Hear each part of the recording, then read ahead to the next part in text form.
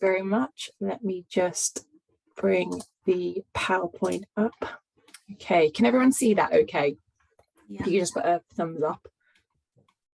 Yeah, if you're nodding heads, brilliant. Okay then, great. So good morning everyone, Borodar.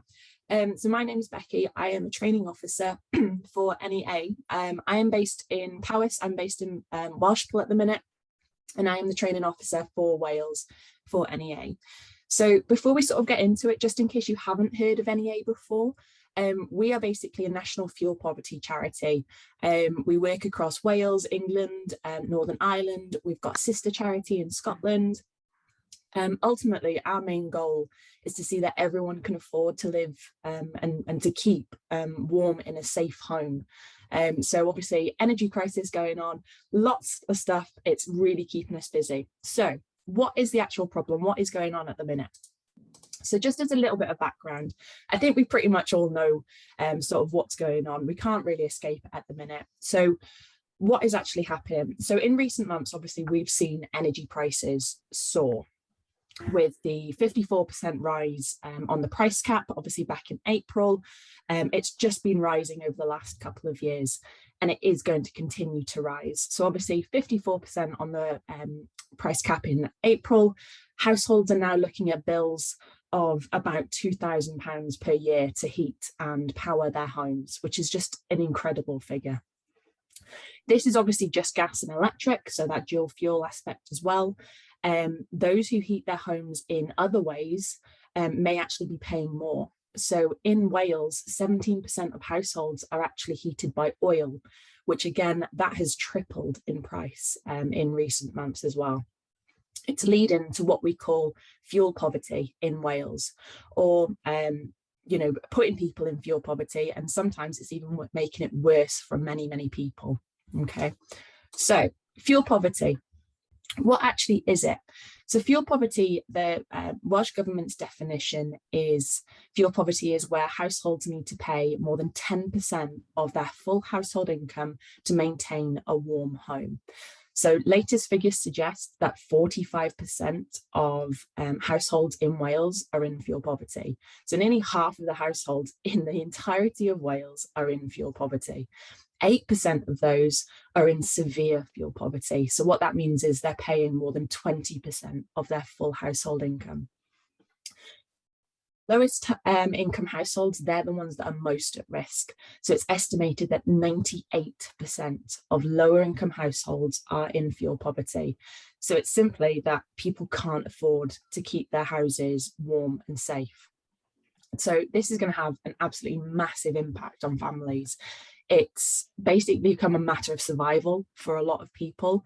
They can't keep their homes warm, so their houses are cold. Their homes aren't feeling like home anymore. There's going to be a huge sort of lots and lots of impacts that we need to be thinking about because of fuel poverty. But there's going to be a huge health impact to really think about too.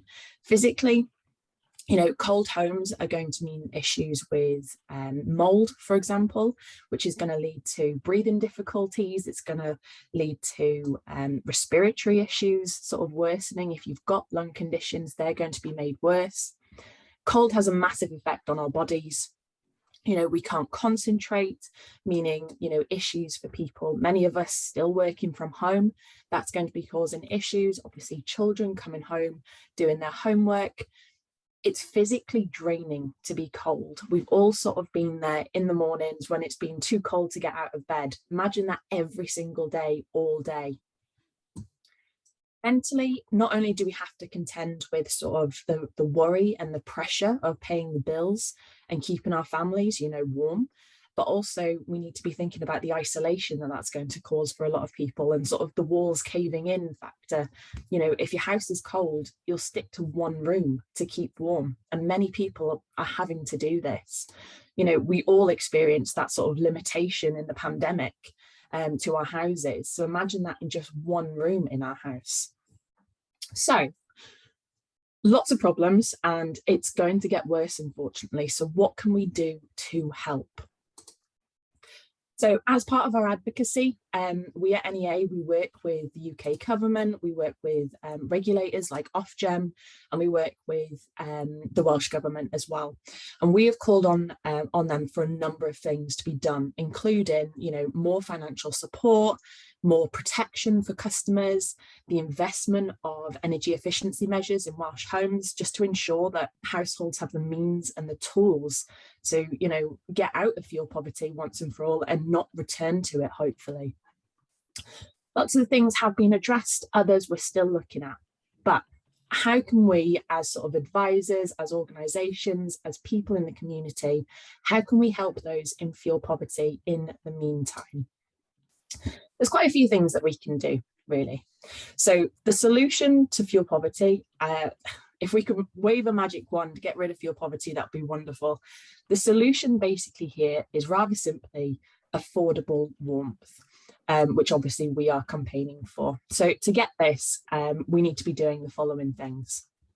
First thing there is ensuring our income is maximised. So we need to be looking at benefits checks. We need to be supporting our customers, our clients, everyone we're around, making sure they've got every benefit they are entitled to. If people can get help, they should be getting it. But why shouldn't they be getting it? Budgeting skills. So this is something we're not often taught in school.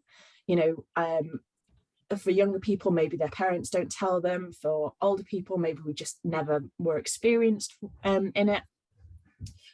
It's not something that we automatically know, okay? And it's more important than ever that we learn these skills, and we help others to sort of learn those skills as well, to know how to manage money.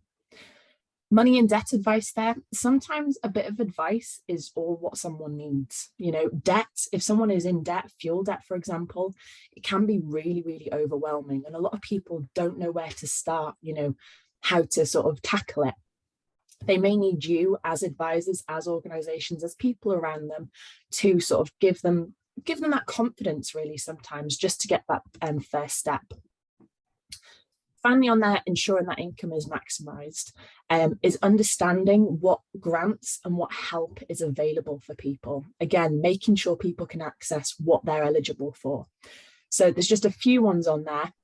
Warm home discount, obviously we know that is the £150 off the fuel bills. Obviously certain criteria does apply. Fortunately, we don't have time to go through everything today, but do have a look. If you have got someone who's struggling, they might be eligible for that. We've got the winter fuel and the cold weather payment. Obviously, as we go after summer, as we go back into the winter time, winter fuel, obviously for people of over a certain age, they get a specific amount of money. Cold weather payment is when it's under 0 degrees for over 7 days, and that's about a £20 bursary sort of per week that it is under that temperature. Final one to be really aware of, obviously for practitioners in Wales, is that discretionary assistance fund. So obviously this is just for Wales. We can receive payments to provide urgent assistance, including up to £250 to buy oil, up to £70 to buy gas. Could also get individual payments, one-off sort of thing. So if people are struggling, there is that help available. Both of them came up at the same time.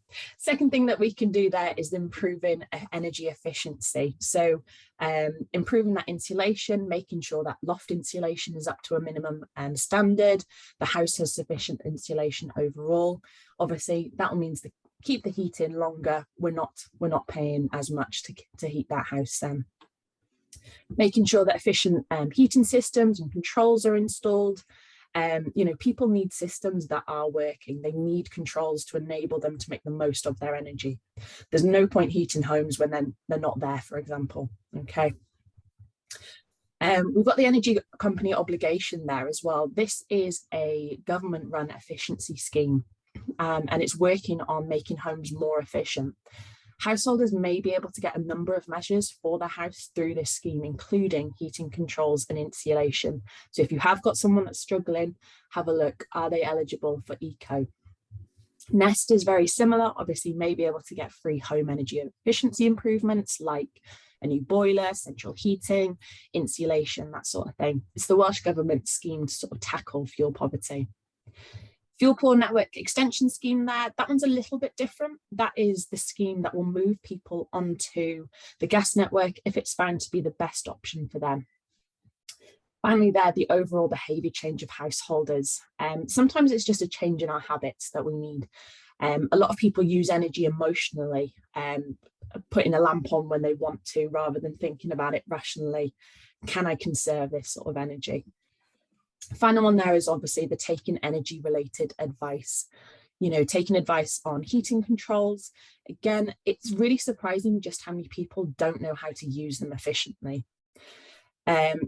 Knowing the best tariffs and the payment methods, obviously doing the research to make sure householders are on the best tariffs available, not necessarily locking into the first fixed deal that they see. Knowing that some payments actually carry heavy discounts. Obviously, it's cheaper to pay by direct debit than other methods. And then finally, discount schemes there. Again, there might be a lot of discounts available to people paying by direct debit, doing everything related to the account online, paying for both gas and electric at the same place rather than separately. Okay, so there's lots of things that we can be doing in the meantime. So one of the best ways to sort of tackle any of the issues is to educate. If you are interested in learning more, this has been a really whistle-stop tour, but if you are interested in learning more, we at NEA, we have a training team, obviously, and we offer a range of training, including e-learning, online webinars, in-person talks. So we can actually come to your organisation and give talks on lots of different subjects. We've got interactive webinars, which can be provided obviously in person as well. Domestic energy for householders, how they can use their energy more efficiently. We've got fuel poverty and health, so knowing what are the impacts on that. We've got a level 2 award in fuel debt advice. So if you are working with people, this will give you a chance to know, how to give that advice, what advice to give, that sort of thing. So lots of them on there. E-learning, again, lots of topics on that. We've got a level 3 award in energy awareness. So again, if you're going into homes and talking to people about what's going on, that is a really, really good sort of baseline knowledge for you to go out and help people in the community. If you are interested in that, please do feel free to either ask me after. My details will obviously be sent. Please feel free to ask any questions. You can also find the information online. Just going to run through quickly what else we do at NEA, what you might find helpful. We've got a wash advice service, so additional to our training team, advice service for sort of simple energy related advice. People can reach our teams over the phone. You might have seen a couple of months back, Martin Lewis gave us a bit of money to set up a live chat. So we can do that. We can set up community events, workshops, engagement sessions, full range of information on our website. We have also got our membership options just to support our work, and you'll be kept up to date with regular newsletters, updates, policy updates. You'll benefit from discounted training courses, lots of things going on there. Okay. So all of this information will be sent out to you. So don't worry, I know I've sort of thrown out a lot there. But all of our information is on our website. Please do feel free to contact me. Obviously, my details will be sent out after. Please do feel free to contact me if you have any questions. And yeah, I'll bring it to an end there. Thank you very much for that. Diolch, Becky. Just going to stop that. Gret, diolch yn fawr iawn. Os yna unrhyw gwestiynau, mae gennym ni ryw 5 munud wan os di pobl eisiau holi unrhyw beth I Becky.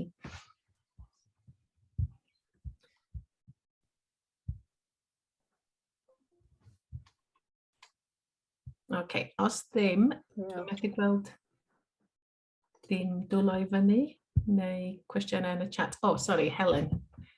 Hi, Helen. Hi, thanks, Becky. I was just wondering whether you do anything in particular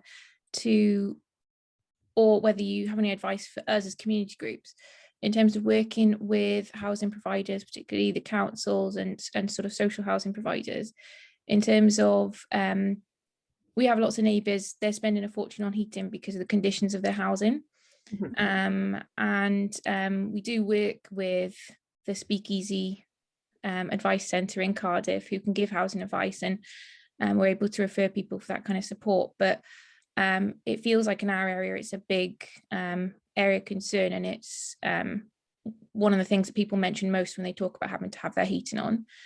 So I just wondered what NEA were doing and your thoughts on that.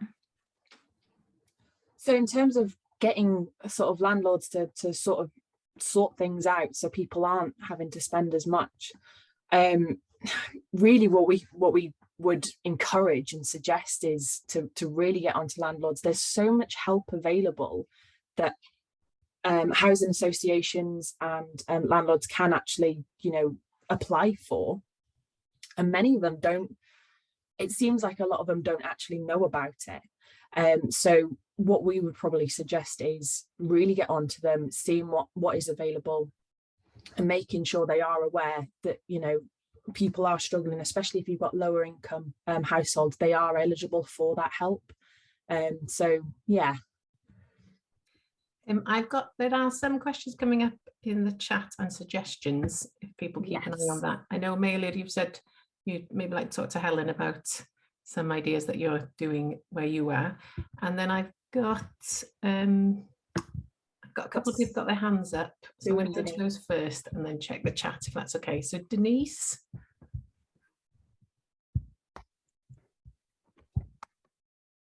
Hiya, I'm just wondering, I mean, I've obviously listened today and it's been really informative.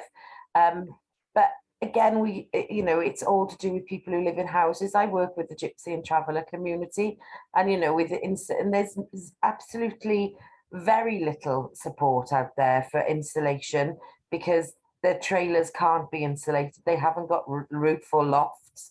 The windows are often sort of loose on their trailers because obviously trailers sort of move. Is there, and I've got people who are living on sites who are paying £15 to £20 a day electric, and that's before all the prices have hiked up. So I'm wondering whether there's any sort of thing anyone could suggest in that way, please.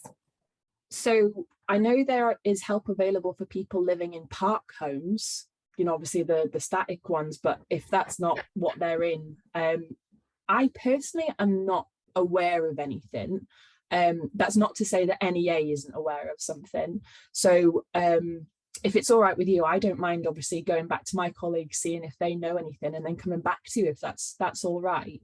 Yeah, we had a cross-party group many moons ago in the Senedd in Cardiff, and it was to do with fuel poverty then. This is about probably about 8 years ago. And we had someone come from Nest with a lovely presentation about park homes and the fact that they can get this and they can do this and they can, everything. And I was speaking to, I think it was a lady called Kath then from Nest, who we were like, well, we've got to ensure that the Gypsy Traveller community are also incorporated into this. There's got to be something that can be done. Yeah, they're going to look into it. And as I said, there's been nothing. And we got to think most of the Gypsy and Travellers live off the mains gas as well, so their oil, and I mean I've filled out hundreds of sort of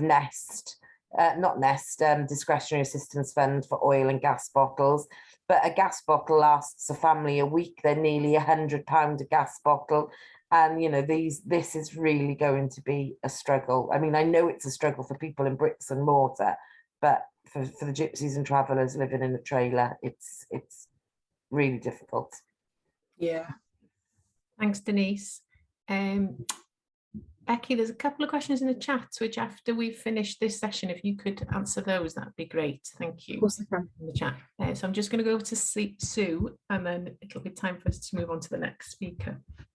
I just wanted to say I work for a housing association called ATEB, based in Pembrokeshire, and we have gone to the Energy Redress Scheme through the Energy Saving Trust and working with the NEA to provide a project to help people with saving energy, saving money. So if you want to talk to a housing association, tell them to get in touch with ATEB, and I will talk to them about the bid we've put in. I have to say, when we put the bid in, there was the options to make changes between suppliers. That's gone. So we're now working just on behavioural, which is difficult. But yeah, if you talk to a housing association, tell them to contact Sue Mackey at ATEB, and I'm quite happy to talk to them about what we've done. And I think the energy redress scheme would be happy for any housing association to put in a bid. That's great. Thank you, Sue. No worries. Sorry, Gwen, can I just Mhm. one question in the chat that I completely forgot to actually mention. With our training, a lot of it is funded. So if you are a community facing organisation, if you work with, you know, vulnerable people, which I think most of us will be, you are eligible for fully funded places on our training. So if you do want to, if you are interested in any of the ones, you may be able to get it for free. So just ask. That was the main important one, but I'll reply to all the other questions in the chat now. That's great. Thank you, Becky. Thank you very much. Just to reiterate, we've got, we will be going into breakout rooms later on, so there'll be a chance as well for people to discuss then, if people don't have a chance to ask some questions now. Right then, in that case, we're going to move on now to Lucy from the Citizens Advice Bureau. So I'm going to hand over to you if that's okay, Lucy. That's great. Good morning, Bore Da, everybody. My name's Lucy. I'm one of the service managers at Citizens Advice. I've had a real problem this morning. My internet's unstable. So can you hear me? And if I freeze, I apologise. I've moved downstairs. So I'm hoping, fingers crossed, that I'll get through the next 10 minutes. So I'll share my screen with you briefly. Hopefully that will work. Right.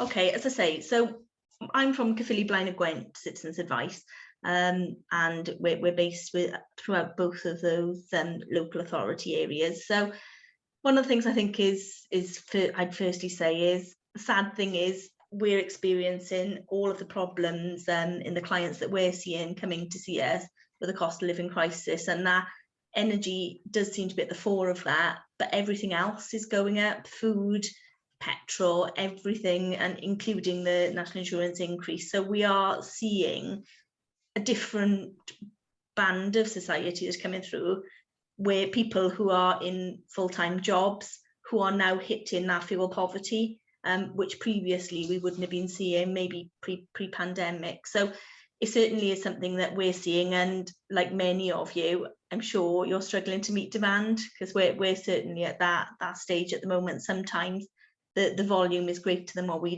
would have expected, or what we would have expected, but what our funders haven't funded us for. So what I'm going to do today is, I could have gone through lots of the energy things, but Becky's gone through that in such great detail for us this morning, so I'm not going to repeat what she said. And what I'm going to do really, and I think Becky's been a great preface for me, is say what we can provide to maybe try and help with some of these issues. So what I'm going to do is I'm going to go and run through our projects. My slides aren't snazzy, but they will just give you a flavour of the projects we've got, and I can give you a bit more of an idea how we can help. So first of all, and I think what we're finding is that people are finding themselves in greater debt because of the increased sort of expenses that they have got. So we run a face-to-face debt service. As part of that service, we have debt relief order intermediaries.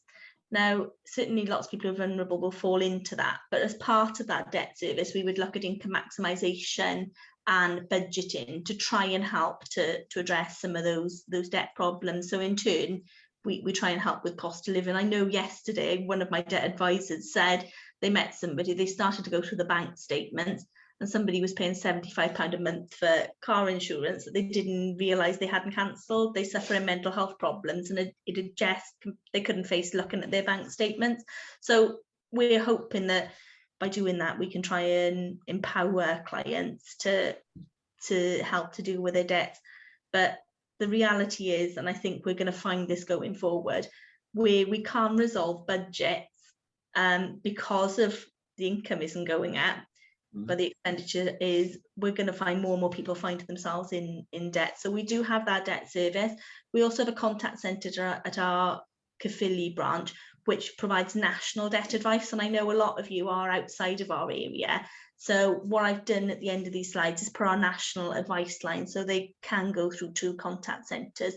But we also do have really good links with Citizens Advice South East Wales, all of the organisations. So we do refer between us. So even if people did come through to us, we could refer them on to our other organisations. So One of the issues, and I think Becky touched on this briefly, is that through the Supporting People funding, we have a project called Confident with Cash.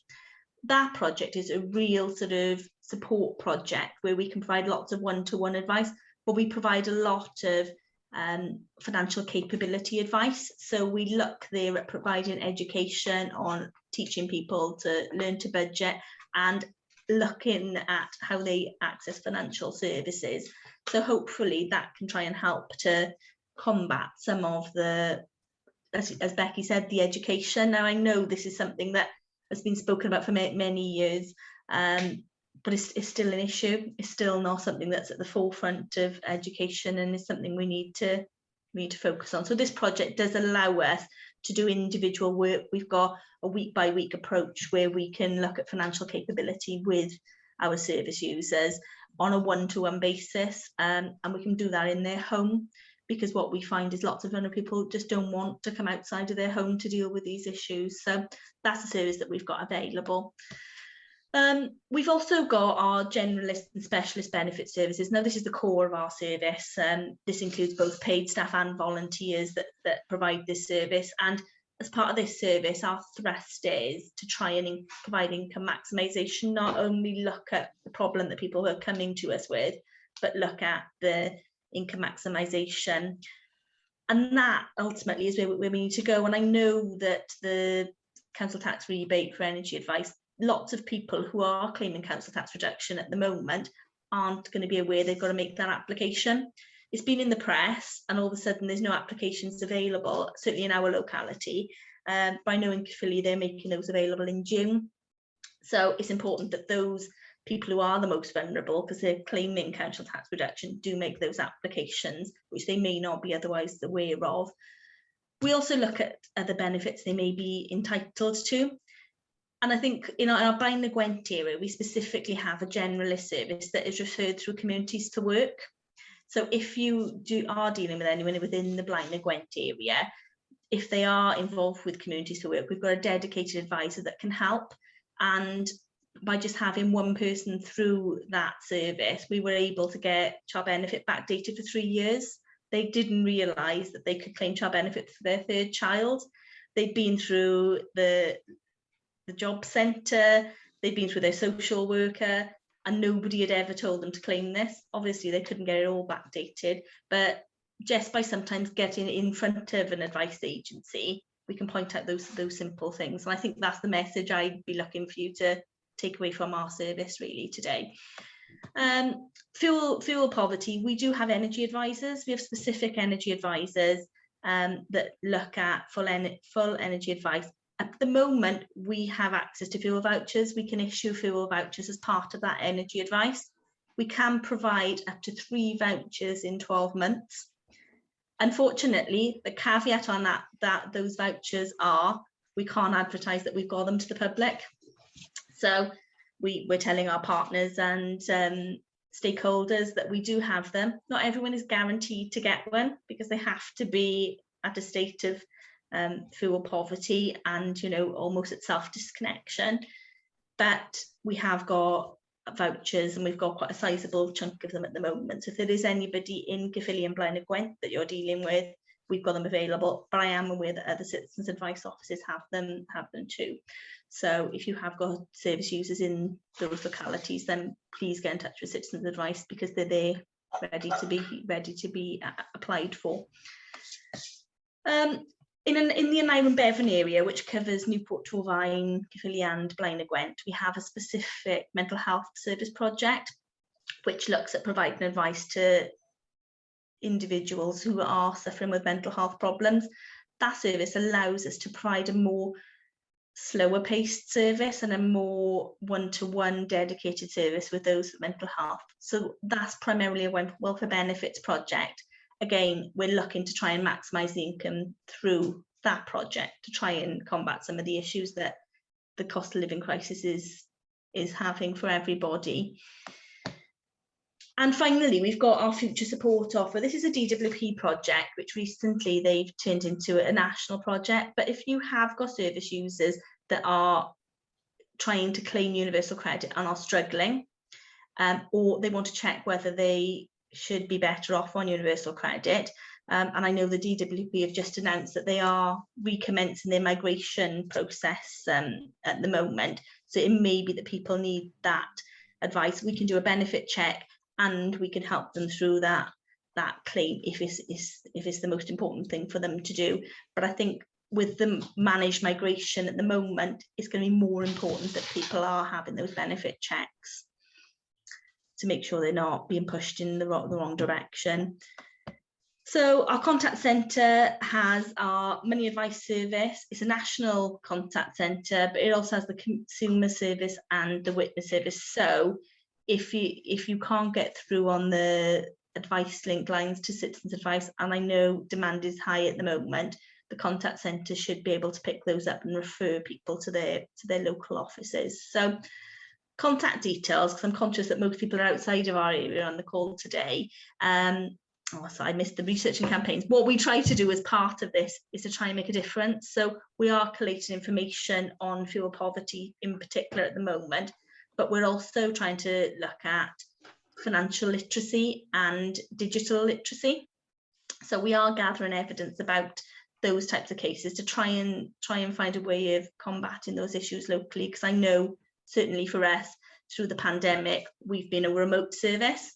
We just don't know the clients we have that haven't been able to reach us, and it's really important, and I think that's the purpose of meetings like this, is to make sure people know we are still here, we are still available to provide that advice, to try and get those clients that we don't know whether we've missed or not. So our contact details are that our advice link Cymru number is there. We also have Relay and access to our website, and I know that Chris has said he will share our slides afterwards, so you'll have these details.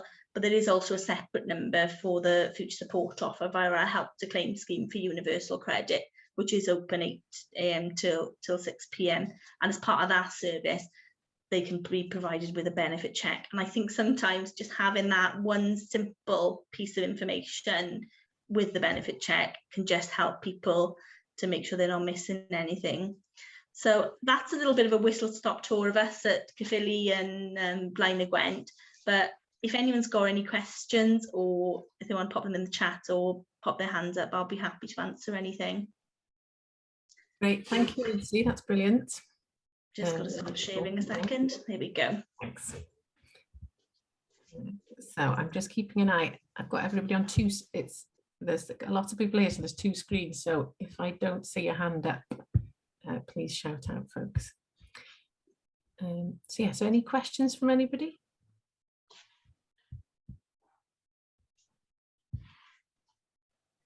That makes my life so much easier, guys. Thank you very much. Answered everything already, Lucy. Well done. Thank you very much. If you have got any questions afterwards, by all means, drop us a line. Chris will have my details, and we'll be happy to help. Thank you. Well, that's great. Thank you, Lucy. Right, in that case, we will move on to the next speaker. So we've got Helen from Hope St Mellons, one of our Invest Local areas, who's going to speak to us next about what you're doing in Hope St Mellons. Am I right in saying that, Helen? That's right, yeah. Great, I'll share my screen. Thanks, Stefan.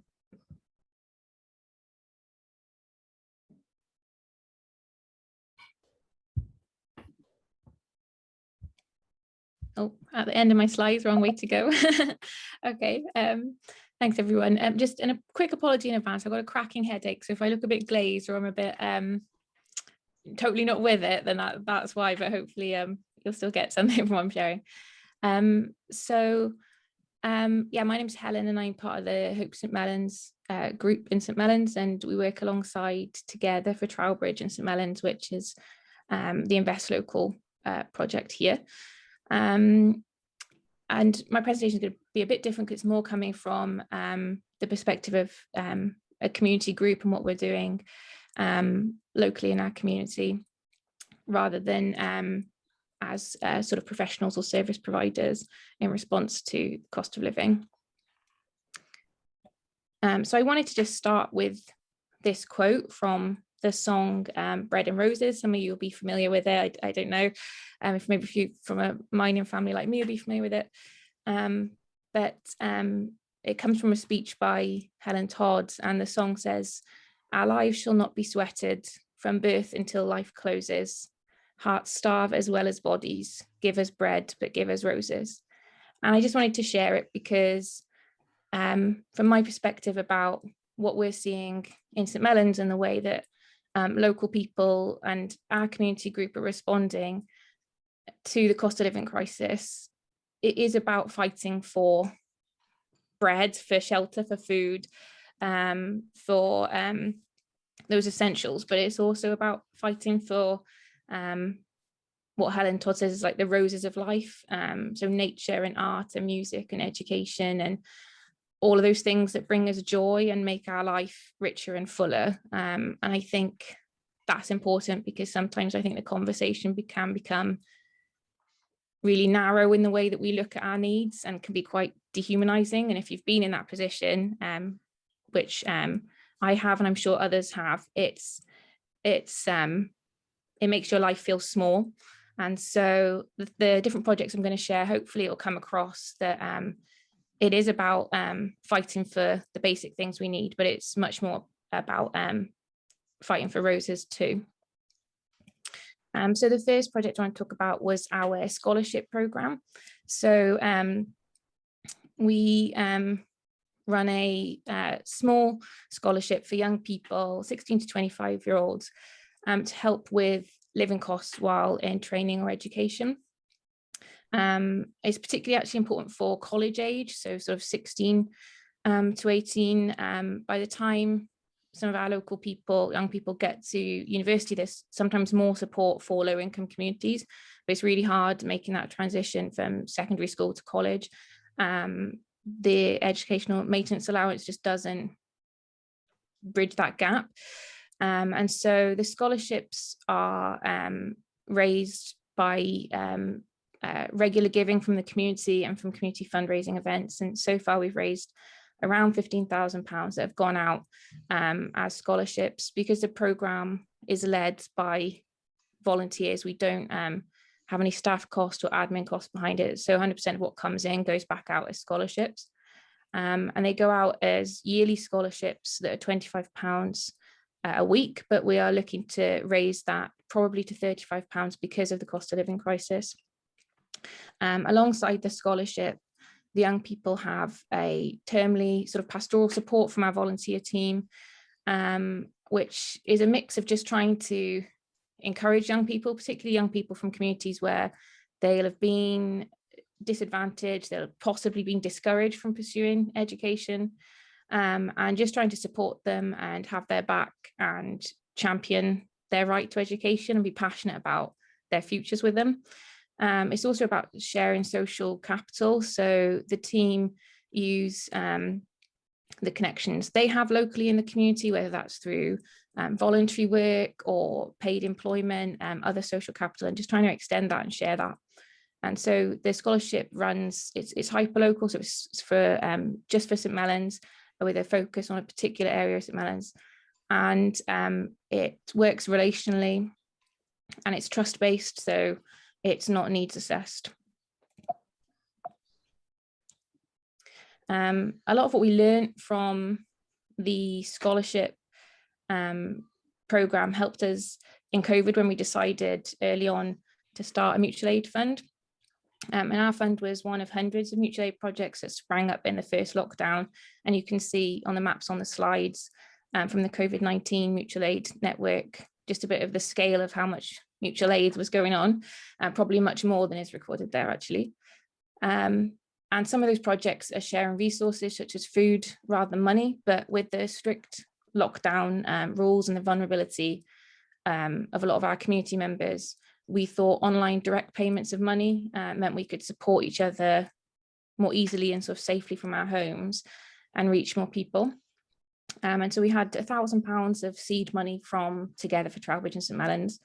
And then the rest has been raised by the community giving to the fund and has gone out in small £35 grants. It was initially a COVID response project, but we quickly realised it'd probably be around for the foreseeable, and has been an important in our response to the cost of living crisis.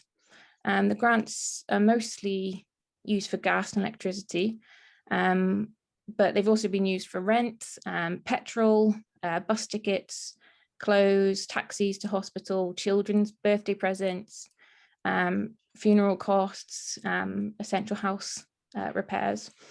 So it's pretty varied. Some numbers slides for you. So I think this kind of just shows the increase, particularly since the cost of living crisis and since last autumn.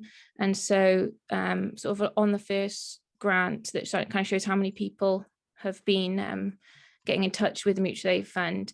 There's kind of two peaks there that just highlighted. They were during the lockdowns when there was a mix of people losing work and being in insecure work that meant they weren't furloughed or paid during the lockdowns. It's also because people were confined to their homes, they couldn't share resources like families meeting in one home rather than spread across their individual homes.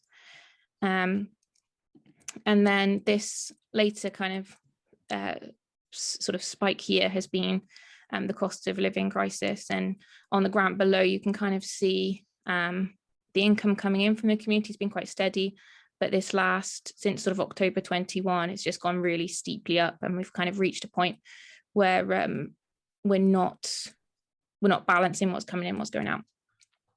And then the map on the side just shows, I've kind of just put this here because people ask about the mutual aid fund all the time, and particularly because it's not needs assessed and very trust-based, people always just assume people are going to take the piss, and that just doesn't happen. And when we decided to map people's postcodes, so we don't take a full house address, we take very little personal information actually, but we do take a street name. And when we mapped that, it maps alongside the Welsh Government's map for the index of multiple deprivation, which isn't surprising, whereas I think people think everybody is just going to be having a pop at trying to get some money. But because it is money given by the community and it is that mutual aid rather than charity, there's just a shared understanding of what the fund is about and shared respect for it. Alongside the £35 grants, most people that get in touch with the mutual aid team end up getting connected to another organisation, whether that's signposted to another organisation, or for some organisations we refer them directly, so those organisations can get in touch with that person, which makes it easier than having to phone yourself. And you can sort of see some of the organisations there we refer to. Because there's quite a lot of food support in our community, we don't give the grants for food, but we have connected them with local organisations like CAST and the Beacon Centre, who are doing work around food. We refer people to the Speakeasy Law Centre. The spike for ACE there is for the fuel vouchers, and then for a host of other organisations as well. Here's just some sort of feedback for sort of how local people talk about the fund. So I just put these quotes up. I try to only use the math when I'm really struggling, but it's taken so much stress off me to know it's there if I need it. You live in constant fear when you don't have enough, and the fund has helped take some of that away. Being able to tell my mum about the mutual aid fund has made me feel less worried about winter. I try to help her out, but I can't do that as much now because I've lost my job. Knowing she can get a grant if she struggles gives me peace of mind that she won't be choosing between heating or eating. It's weird how many people use that phrase now, heating or eating. It's just like, hear that so many times a day. This is amazing. People chat a lot of shit about St Mellons, but at the end of the day, we're here for each other more than other communities. The community is full of people that make sure no one goes without. This is what my street already does. I didn't know it was called mutual aid. We're all mums on our street, and we're always borrowing and sharing from each other to make sure we have enough for the kids. There's just not enough to go between us all now. And one of the things that people ask all the time is, how can I give back? And I think early on we decided that even though they're grants and people don't have to pay the grants back, that if people ask to give back, that we want to encourage that, because it is mutual aid and we want to respect the fact that people want to give, they don't just want to receive. And so even though it might not be that people can give back financially to the fund, when people say, how can I give back? We will ask, is there something you want to do in the community? Is there something you could give back? And so people will say things like, I can't give back to the fund right now, but I have lots of chocolates that I've been given this year. Can I donate them to the pantry? I only moved here during COVID and I've not met anyone besides the flat next to me. This has made me feel welcomed here. Is there something I could volunteer to do as a way to give back to the people who've supported me? I can't give money now, but I'll keep a lookout for my neighbours who might be struggling and let them know about the fund. Next month, when I'm paid, I'll give a donation back for someone else. And that is very much the spirit of the fund. It's not really seen as a handout or charity. It is seen as, this is my community supporting me and I want to support my community, whether that's financially, whether that's with time, whether that's with looking out for neighbours, and sort of extending that support and care. And then finally, the last project to look at, I'll try and skim through it because I know I'm probably reaching time. Last May, we started to explore the idea of a pantry. We knew from the Mutual Aid Fund that increasing food prices were becoming a burden for more local households. And in 2021, St Mellons was highlighted as the most deprived food desert in Wales. We explored different options, but really liked the pantry model. In particular, we wanted something that was member-led and that felt like a dignified response to food poverty and insecurity, and that was as much about building community and building strength as it was about responding to food poverty. So by December, we had the pantry up and running and had been open for 6 months. We employed a local volunteer as our pantry manager to oversee the project and support the team of volunteers, the majority of whom are members themselves. So members pay £5 a week and choose items that roughly total sort of £20 to £25. And we mostly get our food from Fair Share, so it's sometimes short date, or it could be overstocked items that do have long date. But we also have fresh meat every week from a butcher that pays us in meat to use our car park for his butcher's van, which is amazing. We have 50 members at the moment with a growing waiting list. Alongside the pantry members run a coffee morning, which we all love.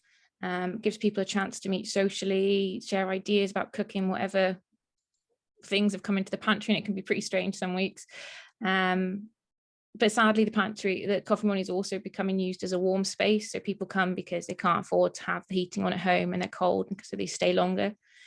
Alongside the coffee morning, we've started to run, invite services like the Speakeasy, Law Centre, inviting Welsh Water to come and do drop-in clinics to help people either get onto sort of help you tariff with Welsh Water or help with housing advice, benefits advice, debt employment advice with the Speakeasy.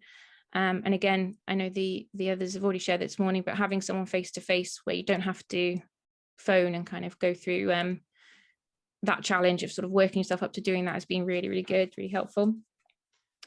This is a quote from one of our pantry members and volunteers, and I asked whether she's happy to share this. All the quotes have been given permission to share, but I asked yesterday and she said, yeah, please share it because I want to see more pantries. And she said, the pantry has changed my life. I look forward to seeing the team every week. My mental health is so much better, and buying food from the pantry has helped me financially so much. And then finally, our pantry garden and our micro orchard. And the food grown here will go into the pantry, but more than that, it's about getting skills together. It's about what we're learning together, and it's about the time we're spending together. So what will grow will be quite a small contribution, but it feels really meaningful to be growing local food and to be feeding ourselves from the garden plot to plate, which is great. The club is really welcoming, and all of us feel like it has a big impact on our health and our mood and our resilience. And like our other project, it's about doing it together. It's about building community, which in itself is one of the ways that we're trying to respond to the cost of living crisis, which can be so isolating. And a shout out to Keep Wells Tidy, who supported our garden. And if any groups are interested in developing food growing gardens, then look into the Back to Nature scheme with Keep Wells Tidy. So finally, just to kind of summarize a few probably threads across the project. For us, it is about being hyperlocal. It's about being small, and it's about local knowledge. It's led by local people, so we try to not do things for people that people can do by themselves, and where possible, responding with mutuality and solidarity rather than charity. Just knowing that community is a big part of the answer, that people aren't isolated, that people have a space to listen to others and a space to be heard, particularly when it can make you feel so guilty and ashamed to not be able to afford basics, and the blame doesn't lie with us. It's low wages, low benefits, and so having that space to just listen to each other and encourage each other.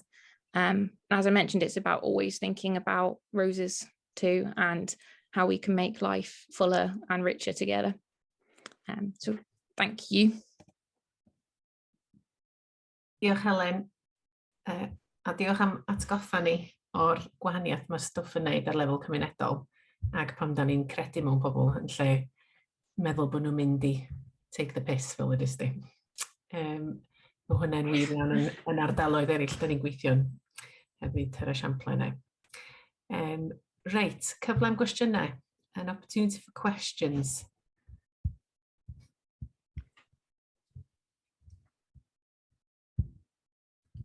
Having a look in case anybody's got hands up.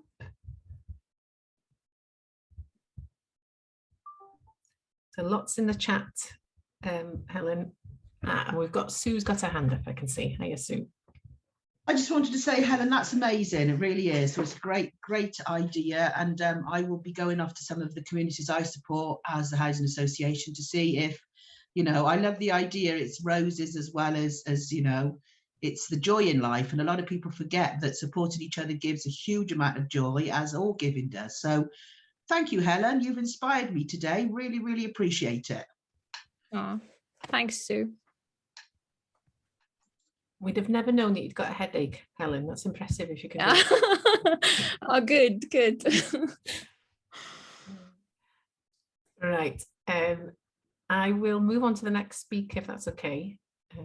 Dwi'n mynd I symud ymlaen a cyflwyno Meilir o'r Dref Werdd. Os ti'n hapus I gymryd drosodd o'n Meilir? Drosodd I ti? Yndw tad. Waw, de. Just diolch I bawb sydd wedi cyfrannu hyd yma. A un peth sy'n taro fi ydy pan mor dda mae Cymru wedi cael ei gynrychioli ar y call yma heddiw. Mae'n rili codi nghalon ni. O Sky, de, dipyn bach jyst I humor fi. Os da chi ffansi wneud hyn, os a pawb yn tynnu hynna'n off mute a just gweiddi lle maen nhw'n dod o, gyd efo'n gilydd rwan. Os oes rhywun awydd neu hynna, sy'n rili neud I fi chwerthin. So, 1, 2, 3. Maxim. Ensign. Brilliant, diolch yn fawr. Mae hwnna'n llenwi fi fo rhywbeth. Da ni defnyddio'r gair tlodi heddiw'n dan. Anhegwch, da ni'n sôn am yn y pen draw, de. Dyna sy'n gwynebu ni.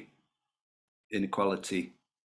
Ga I ddweud yn gyntaf, o ran y cyflwyniadau cyntaf gyn NEA, dwi wedi wneud. Mae'r cyrsia mor dda, dwi wedi wneud un o'n nhw 2 waith. Felly, swn i'n annog pawb sy'n gallu I fynd ar heini.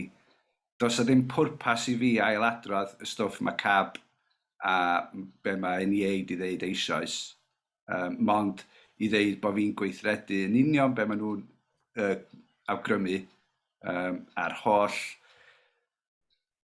avenues amlwg yna. So be na I wedi trio amlygu yn y ddau o bethau bach eraill da ni'n defnyddio I rymuso o pobl da ni'n gweithio efo nhw. Maen nhw wedi dwyn yn thunder I gyd mewn ffordd, so some point. mi ddau roi rhai o'r links yma yn y chat. Mae pawb di siarad am income max yn do, am gynyddu income, so turn to us ydw i'n ddefnyddio. Just achos bod dwi'n ffeindio hwnna dyn ni mwy o hwylus.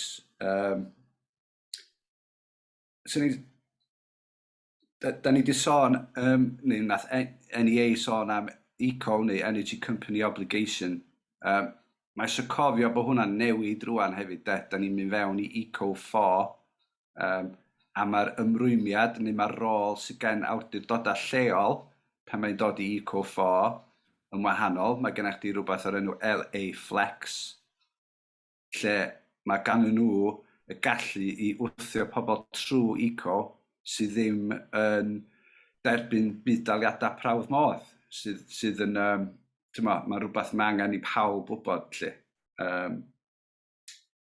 Un o'r roots eraill da ni ddefnyddio, yn enwedig efo pobl mewn eiddo cymdeithasol, ydy rhannu gwybodaeth. Okay?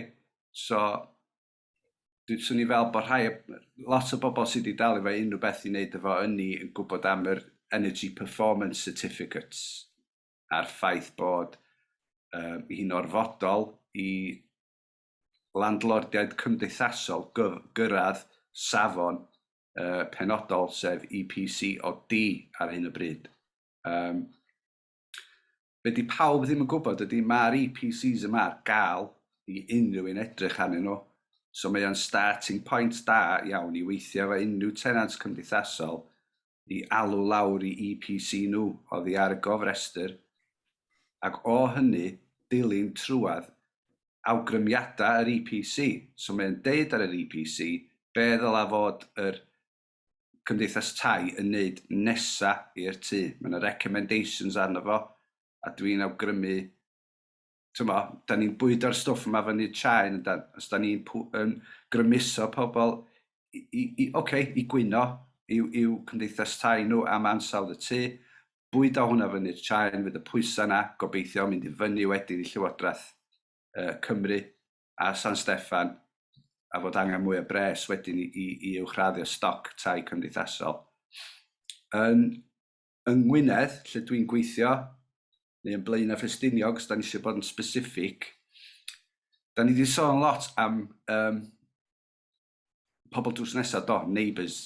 Be sgenna ni'n neighbour ydy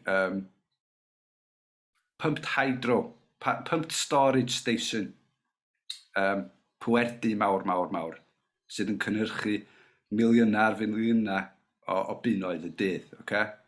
Mae'r dŵr yn llifo lawr peipan, a mae o'n argraffu pres i gwmni multinational o'r enw Engie o Ffrainc. A does o ddim benefits cymunedol yn deillio o hwnna. Ella na nhw dalu am football kit i'r tîm pêl-droed y plant neu rhywbeth fel that, ond mae angen dechrau defnyddio'r grym torfol yma sgenna ni i bwyso ar multinationals yma, a'r pobl yma sy'n neud elw, cos anhegwch sgenna ni. Yn Blaenau, does am prinder ynni whatsoever. Just o'r micro-hydros a'r run-of-river hydros sgenna ni'n lleol i Blaenau, da ni'n diwallu 133% o'r ynni da ni angen yn 2050 pan fydda ni wedi datcarboneiddio gwresogi a trafnidiaeth. Mae yna oodles o ynni yna, a does genna ni ddim access iddo fo. Felly mae models fatha maen nhw'n datblygu yn Bethesda, clybiau ynni fel Energy Local yn rhywbeth da ni fod yn dysgu mwy am. Da ni angen dysgu mwy am hyd yn oed efo awdurdodau lleol sydd efo CHP neu sydd efo plant lle maen nhw'n llosgi'r methane o landfill sites hanesyddol. Mae nhw efo peiriannau argraffu pres. A da ni eisiau gwybod pan bod ni'n cael access i'r crym yna, i'r ynni yna. Mae yna filoedd o gwestiynau, a da ni angen tîmio at yn gilydd i wthio am Mae o dipyn bach fath o Wizard of Oz. Da ni angen troi'r machine rownd i ddangos y levers i gyd yn y cefn sy'n gweithio, sy'n twyllo ni mewn ffordd. Nôl at y pwnc, really, so be da ni'n neud yn Blaenau debyg iawn i pethau eraill sydd wedi cael ei sôn am eisoes, mae gennym ni taledau ynni ar gyfwng. Da ni'n defnyddio, yn anffodus, da ni'n defnyddio Charis Grants i wneud o, so da ni'n gallu rhoi transaction yn syth ymlaen i prepayment meter rhywun. So mae'n handi, really, efo problem. Pobl da ni'n poeni amdano nhw efo substance misuse issues. Da ni'n gwybod bod y meter yna, bod yr arian yn mynd syth ar y meter. Dwi'n meddwl bod hynna'n caina, dwi'n gwybod, mae yna ddwy ffordd feddwl am hynny. Weithiau mae o'n ddoeth i wneud hynny. A da ni hefyd yn hel coed tan. So, da ni wedi cysylltu efo Cyfoeth Naturiol Cymru, a da ni mewn trafodaethau efo nhw i drio cael gafel ar rhywfaint o'r stoc coed. Dwi'n gwybod os bosach chi'r llun yna yn ddiweddar yn y news o'r tren yn gadael Aberystwyth, Ceredigion sydd massively off gas, a mae yna tren yn cario coed allan o stesion Aberystwyth, extraction unwaith eto, mae rhywbeth da ni wedi arfer efo mewn ardaloedd gwledig lle mae bob dim sgynna ni jyst yn cael ei dynnu o hwnna, either at scale, fatha llechi, neu at scale efo ynni rwan lle, mae'r un peth yn digwydd. Dwi jyst yn cael rant fan hyn yn hytrach na rhannu ymarfer da, dwi'n bech yn pryderus. Pwysig iawn hefyd efo council tax reduction.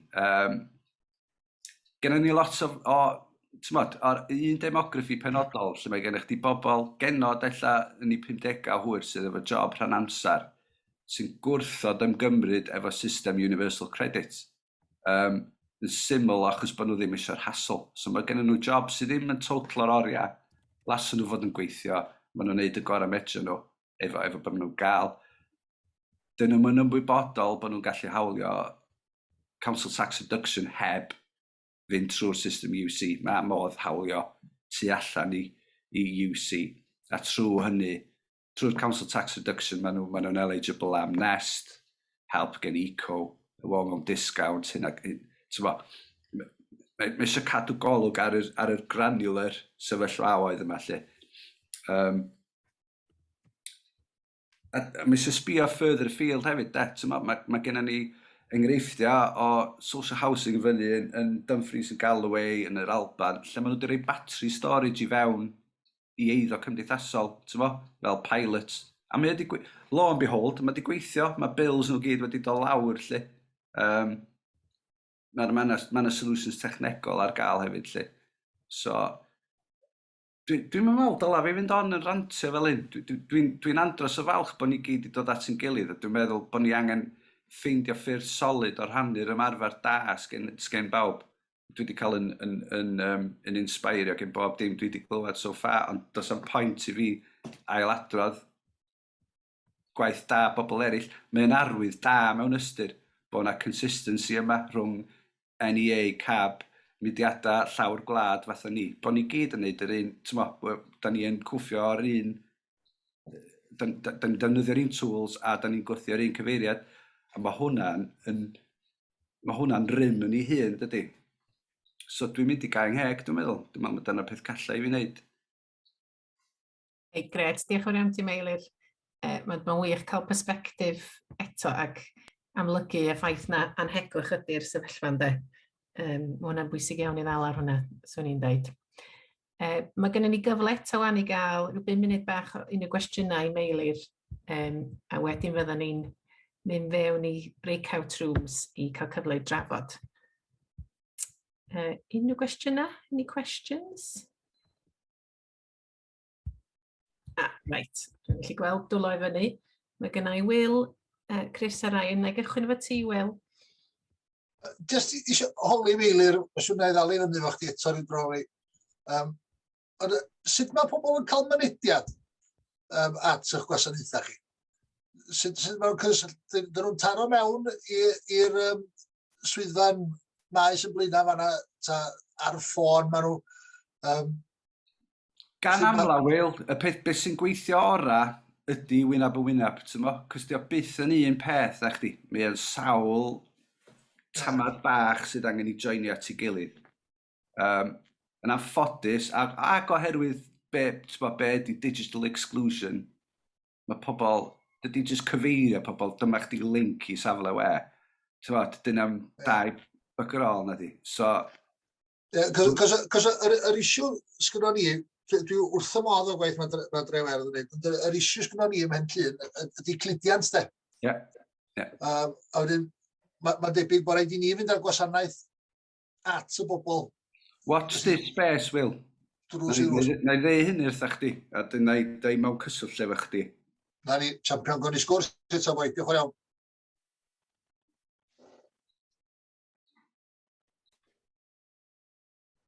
Chris, ti eisiau siarad nesaf? Yeah, sorry. Naeth Will yn gofyn hanner cwestiwn fi ar y cychwyn. Ond yr ail elfen ydy, beth yw'r trends chi wedi weld yn blaen dros y blynyddoedd diwethaf? Achos 5 mlynedd yn ôl, roeddech chi'n gweithio fel prosiect amgylcheddol, a nawr ti'n canolbwyntio fwy a fwy a tlodi tannoedd a tlodi yn cyffredinol. Tybed jyst sut mae pobl lleol wedi weld a nawed, a sut os mae wedi effeithio sut mae'n weld chi fel mudiad? Drost, na i fod yn hollol onest, ti'n gorau lliwio dy brosiect yn ôl be maen nhw'n fodlon rhoi pres i chdi amdan. It's that old chestnut, dydy. A dyna oedd yn ffasiynol adeg yn un, de. So ni'n dweud mae energy efficiency oedd y buzz pan nathon ni gael funding nôl yn 2015.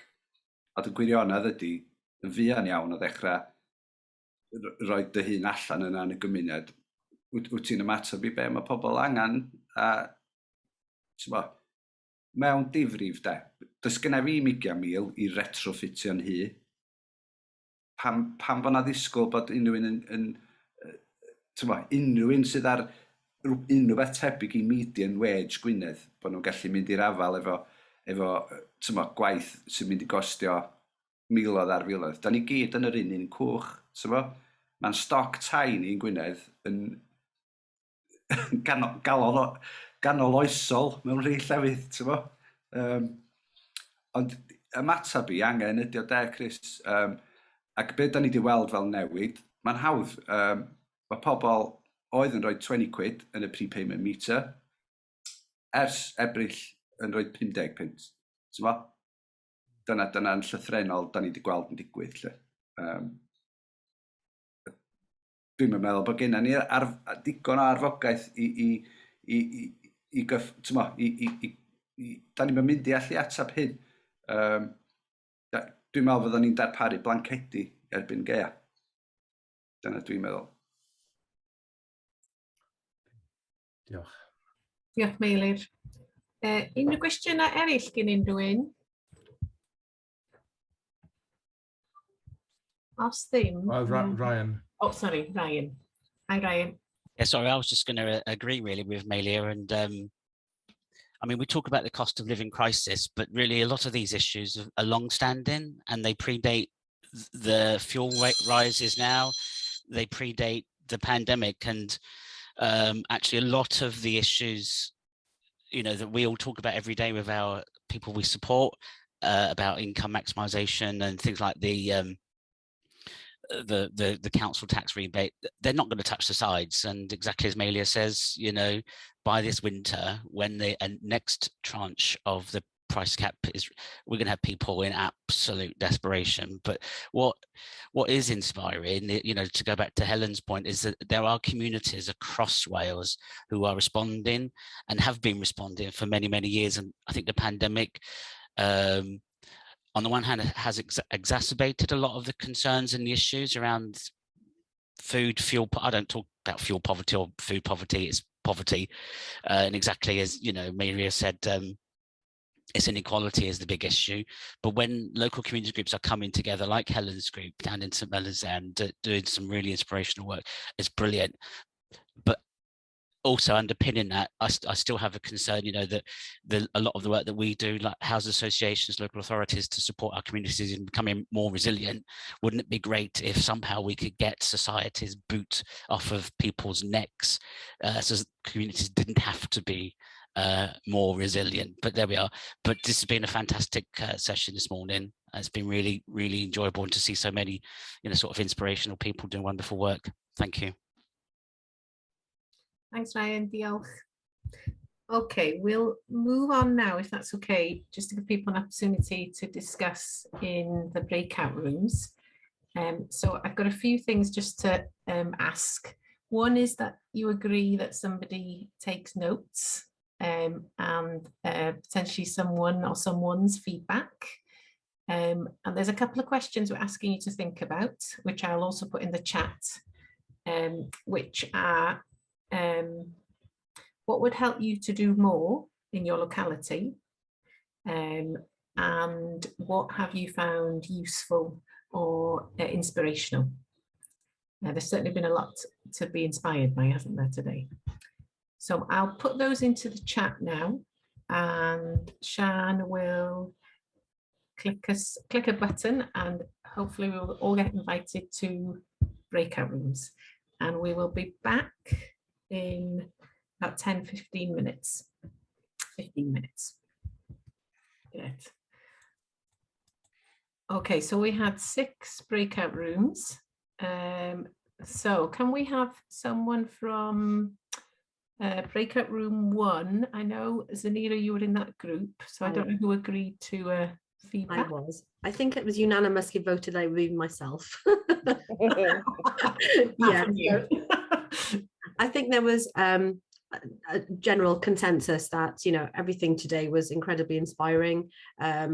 Lovely to hear about all the positive work that's going on in the communities, and it's a shame we can't pocket that and just move it to another community and replicate it.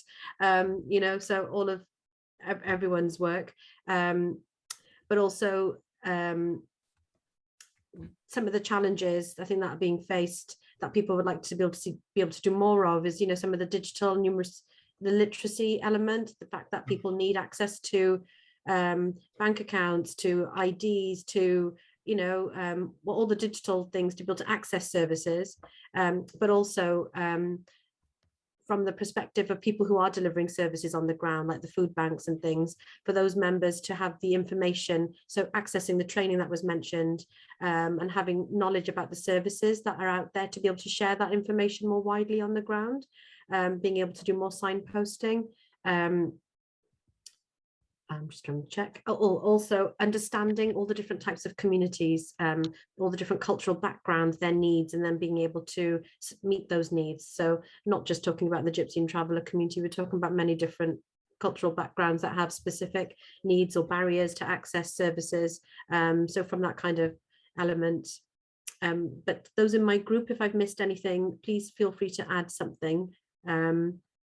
Yeah, I think the only thing that's probably missed there is the fact of we're all looking at sort of people who are on benefits, and we're missing the fact that people who are working are not entitled to some of the benefits that are out there, or the help and the support that's out there, but actually they're going to probably be the ones who end up putting themselves into more debt because of the fact that they can't get the help and support, and the fact that they earn the money, you live to your means, and that's where debt will come into play.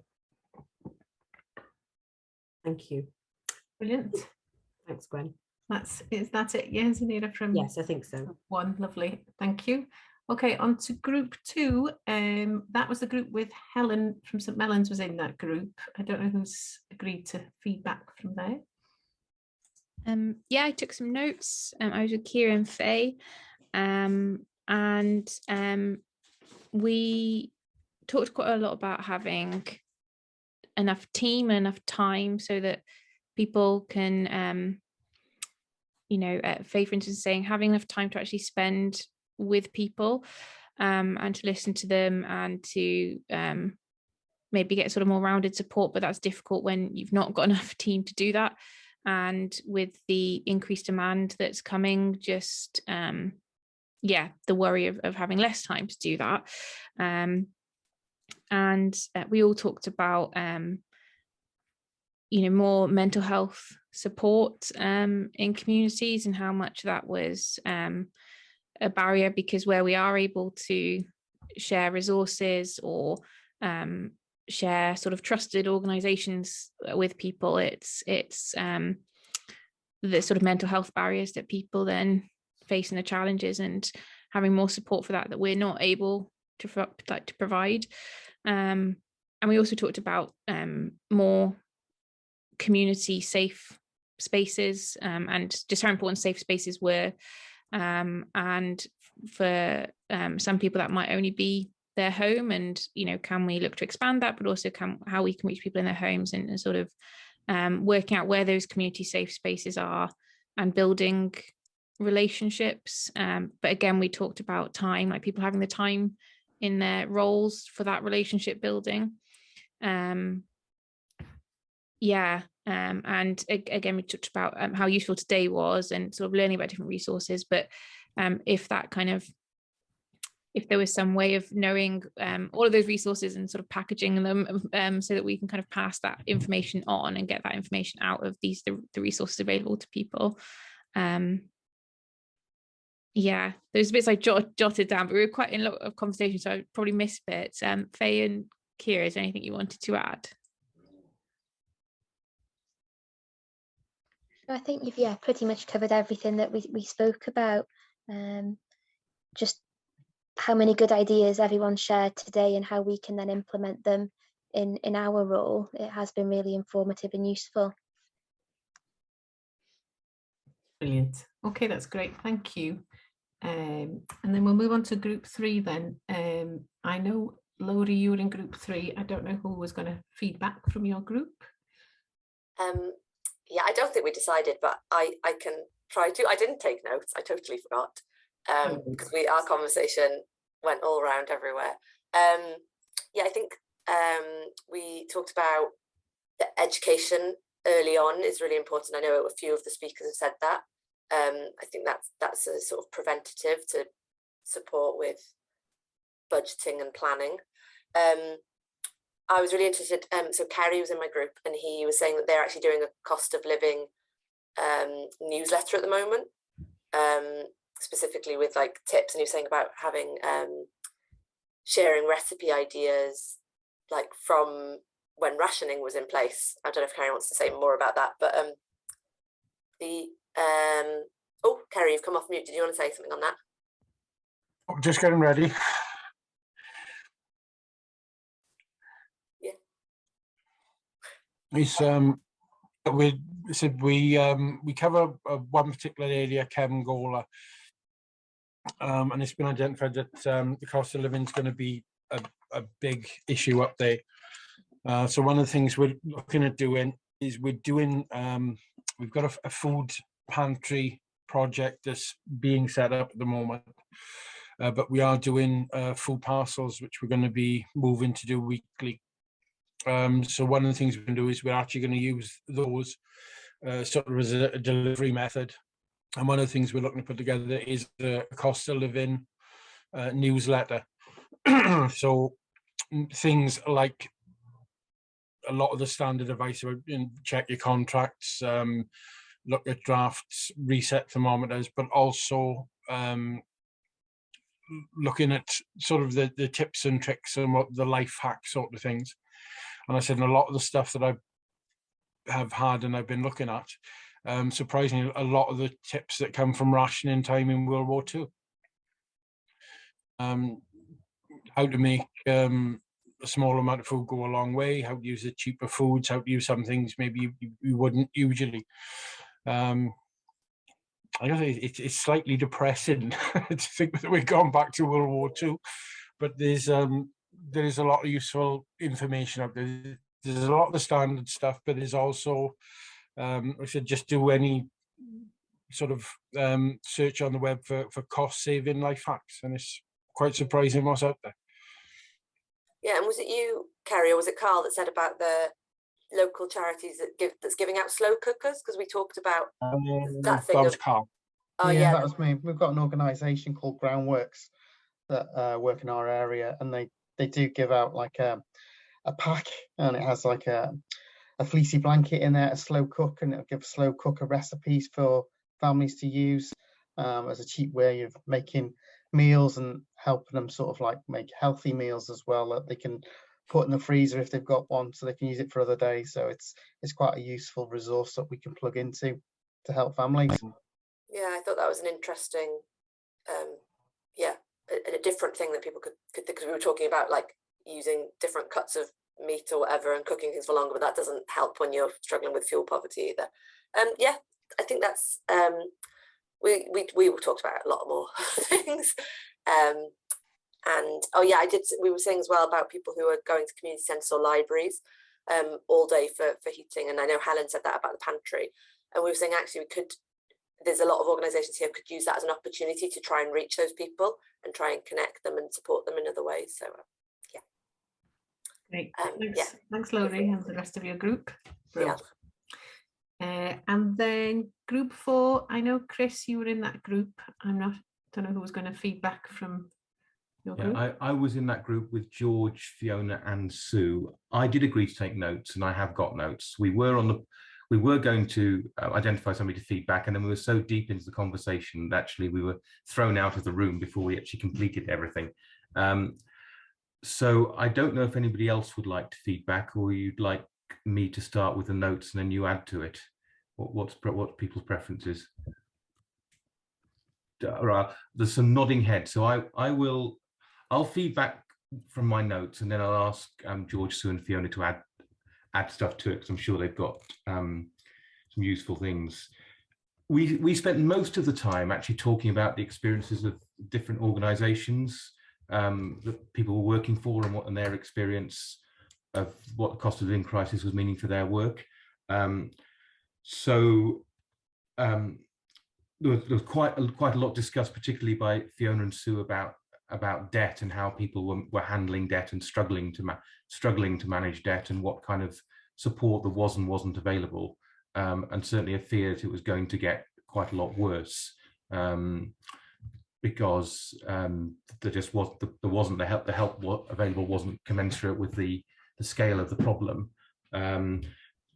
Fiona talked about actually the groundwork project that's already been mentioned, which is operating in Wrexham where she's working, but noticing that debt arrears were getting quite a lot worse. George works for ACE, which is actually partnered with Hopes and with some of the work in St Mellons, so there's a bit of an overlap there, but also and a specific work going on in West Cardiff where George is based, and so there's a wide range of work going on in Action and Cairo and Ely, which also included a food pantry, debt advice, some work on mental health, including a men's shed, and also gardening, which I know has been helpful for a lot of people who are kind of struggling with isolation and so on. And then Sue expanded on some of the stuff she'd mentioned very briefly in the main session. Again, talking a lot about the kind of overlap between mental health problems and debt. I think a lot of people talked about, we also talked briefly about the inspirational work. I think your comments about bread and roses, Helen, were very, very well received, and mentioned a lot in our group, probably in other groups as well. And we also talked about the importance of helping people change behaviour and focus, perhaps reflecting a little bit on some of the examples on debt management that CAB mentioned. I don't know if I'm sure I haven't covered everything. So if some of the other members of the group would like to add to that, please feel free. Yeah, we did. Yeah, well, you did mention it. We trying to reinstill self-awareness in people and a sense of responsibility. You know, we can't fix everything. We haven't got a magic pot of money. We haven't got access to everything. And we haven't got a magic wand. So I know Sue said as well that they work sort of pre-tenancy now to sort of make sure that support and try and instill that self-awareness in before the tenancy actually starts, so they know exactly what their responsibilities are. And it, you know, it won't work for everyone, of course it won't, but for those, you know, starting up on their own for the first time and haven't had that guidance, to lots of us it's common sense, isn't it? You know, you budget, you cut your cloth accordingly, live within your means, pay your bills, pay your rents. But it's not. If people haven't had that guidance growing up, they haven't got that awareness, just trying to instill a sense of responsibility into people as well. I also mentioned the fact that, I mean, a lot of people see housing associations as the you know, a pot of money. We can only do what the Welsh Assembly Government fund us to do. So we have housing stock that goes back to the 1940s. If the Welsh Assembly Government will not pay and are not paying to retrofit those, the housing associations can do nothing, because if they do that, they will have to increase rents. So please be kind to your housing associations when you speak to them, because they are equally as tied as everybody else. They are not the devil in this. Their hands are tied by the Welsh Assembly Government, who is not giving the money to do the work that needs to be done. So no matter how much we want to, as a housing association, we would love to go around and insulate everybody's houses to super thick insulation. We can't do that because we are a non-for-profit organisation. We all are. We only get the money that the Welsh Assembly Government gives us to provide housing. So I just wanted to say that to people, you know, that please be kind. Okay, thanks, Sue. If that's it from your group, folks, I'll move on. So in group 4 we had, or group 5, sorry, Meilir, o ti'n grŵp 5. Dwi ddim yn siŵr pwy oedd yn mynd I bwydo nôl gyda chi. Dwi'n meddwl, mae fi oedd o yn diwedd.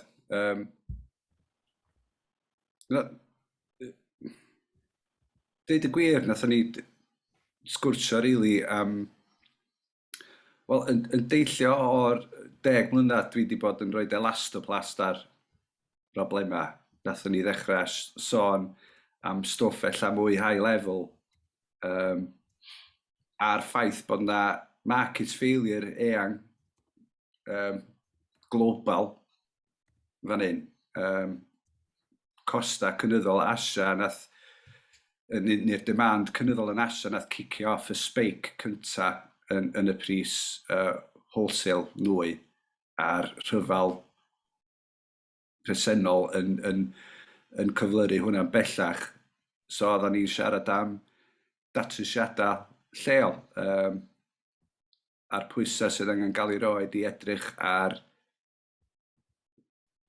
smart local energy systems a cynyddu'r pwysau I roed technoleg adnewyddadwy lle mae angen o. Dim mewn ffermydd, ond ar 2 pobl ella. Dwi'n meddwl pam, mewn gwirionedd, da ni'n sbiad ar gwmnïau multinational eraill yn rheoli ac yn edrych ar ôl yn grids yni. Dio byth yn mynd I neud sens ariannol iddyn nhw fuddsoddi'n helaeth mewn ardaloedd gwledig I ni gael y gallu I gyrraedd net zero enghraifft. Da ni'n siarad am ddigarboneiddio heddiw lle, ond dyn nhw'n mynd I fuddsoddi.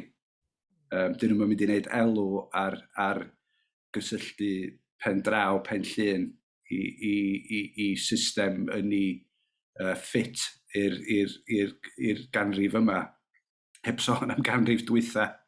Felly mae rhaid ni fotio afon traed, mae rhaid ni ffeindio, mae rhaid ni sgilio fyny, dallt sut mae'r mathau yma o dechnoleg yn mynd I gyfarch y broblem ac ymgyrchu I gael o I ddigwydd.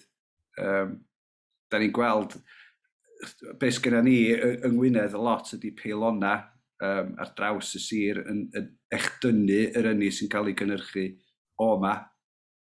Dydy grid cenedlaethol Cymru ddim yn genedlaethol. Mae o'n mynd allan fyna I Pentir, wedyn ymlaen I Ellesmere Port ac I ffwr.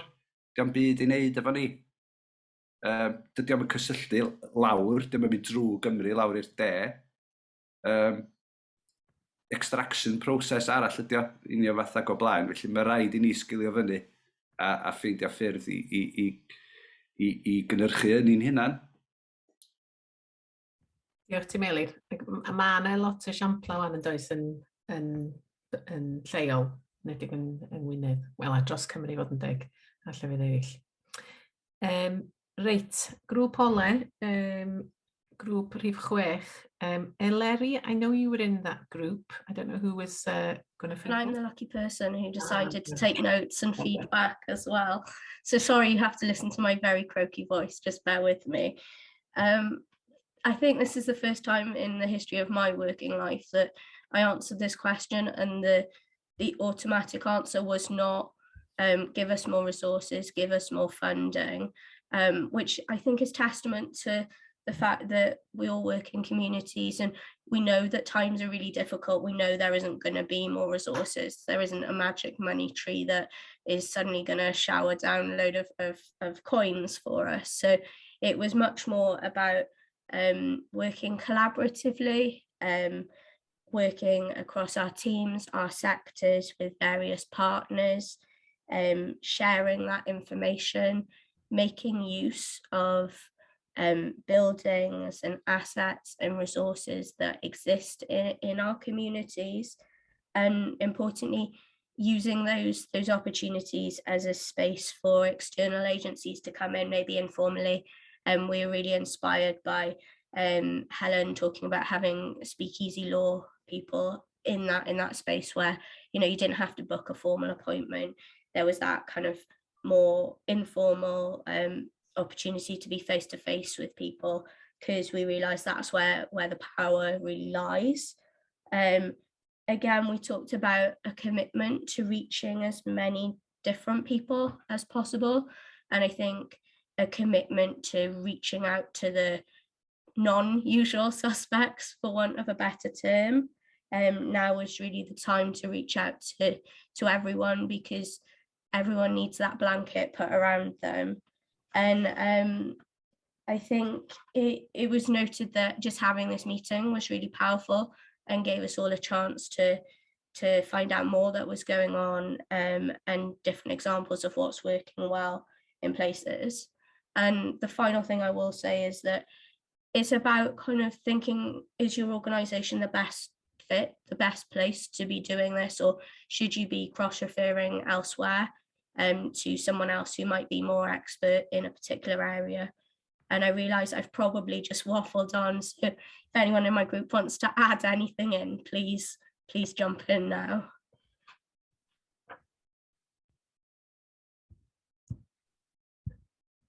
You obviously didn't waffle as much as you thought, Larry, so.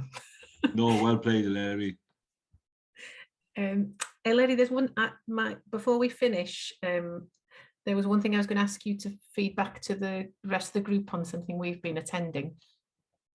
Yeah, so for those of you who don't know, I'm a relatively new member of the Building Communities Trust team. I'm a policy officer and I'm about 2 months into my role. And one of the things I've been doing alongside Gwen and initially Chris is attending a UK-wide cost of living alliance meeting. They're digital. As I say, it's a UK-wide initiative led by community organisers who are a Bristol-based kind of organisation. And they had 3 aims initially with this alliance, and that was to build an evidence base of what's happening across the UK, define clear areas where government or power holders could make a change or could make the most change to grassroots communities, and deciding how we can use our collective influencing power to call for change. And as it's developed, we've got 5 subgroups. One is looking at national policy action, one is looking at local policy action, one is looking at communications, one is looking at equality, diversity, inclusion, and one is looking at the coordination of the alliance. And these are all online meetings. They're every sort of couple of weeks to a month. And the next one is on the 19th of May at 1 till 2:30. I'll put an Eventbrite link in the chat, but there's quite a few of us who go from Wales, but it is really good as an opportunity to bring our collective experiences together, our learning, but also trying to push for change. And as policy officer, I would be talking about changing some power structures or changing some policies, but the fact that there's local action as a subgroup, again, is a good chance to share experiences and learn from one another. So I found it really useful, and it'd be great to see some more of us there in another digital screen together. Thanks. Thanks, Larry. That's really useful. I'm conscious the question of inequality and what creates that's been raised today. So that's really useful to mention that. So it's just really now for me to wrap up and thank everybody. Diolch yn fawr iawn pawb for all your contributions. It's been a great session. I think we can all agree, lots learnt and shared. We will be sharing the slides and links over the email later on this week. And we have a similar event happening again on the 18th next week. So we'll have NEA and CAB talking again in the first half of the session, but a couple of different community-based people afterwards. Then I don't know if there's any, we've got a couple of minutes in case there's any last things people want to share at the end, but otherwise we will finish 1 minute early.